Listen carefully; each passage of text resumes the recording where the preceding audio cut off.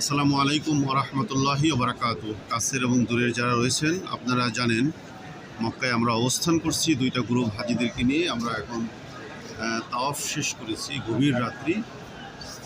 অনেক মানুষ, তারপরেও প্রচুর পরিমাণে হাজিরা এখানে রয়েছেন।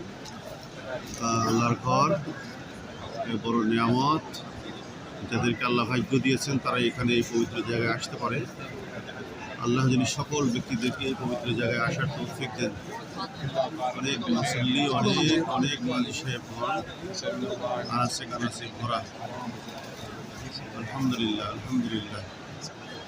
আমাদের হাজি সাহেবরা ওই আছে সামনে আমাদের।